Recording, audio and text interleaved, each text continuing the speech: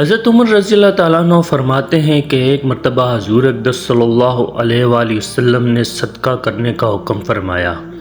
اتفاقاً اس زمانے میں میرے پاس کچھ مال موجود تھا۔ میں نے کہا آج میرے پاس اتفاق سے مال موجود ہے، اگر میں ابو بکر رضی اللہ تعالیٰ عنہ سے کبھی بھی بڑھ سکتا ہوں تو آج بڑھ جاؤں گا۔ یہ سوچ کر خوشی خوشی میں گھر گیا اور جو کچھ بھی گھر میں تھا اس میں سے آدھا لے آیا۔ حضور صلی اللہ علیہ وآلہ وسلم نے فرمایا کہ گھر والوں کے لیے کیا چھوڑا؟ میں نے عرض کیا کہ چھوڑ آیا۔ حضور صلی اللہ علیہ وآلہ وسلم نے فرمایا آخر کیا چھوڑا؟ میں نے عرض کیا کہ آدھا مال چھوڑ آیا۔ اور حضرت ابو بکر صدیق رضی اللہ تعالیٰ عنہ جو کچھ رکھا تھا سب لے آئے۔ حضور صلی اللہ علیہ وآلہ وسلم نے فرمایا کہ ابو بکر گھر والوں کے لیے کیا چھوڑا؟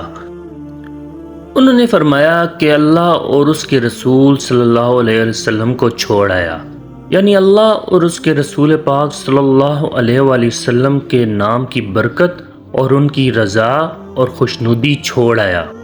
حضرت عمر رضی اللہ تعالیٰ عنہ فرماتے ہیں کہ میں نے کہا حضرت ابو بکر صدیق رضی اللہ تعالیٰ عنہ سے کبھی نہیں بڑھ سکتا۔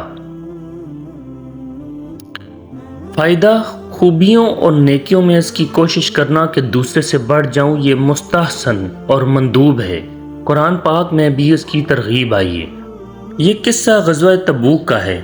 اس وقت میں حضور اقدس صلی اللہ علیہ وآلہ وسلم نے چندہ کی خاص طور پر ترغیب فرمائی تھی اور صحابہ کرام رضی اللہ تعالیٰ عنہم نے اپنے اپنے حوصلہ کے موافق بلکہ ہمت و وسعت سے زیادہ اعانتیں فرمائیں۔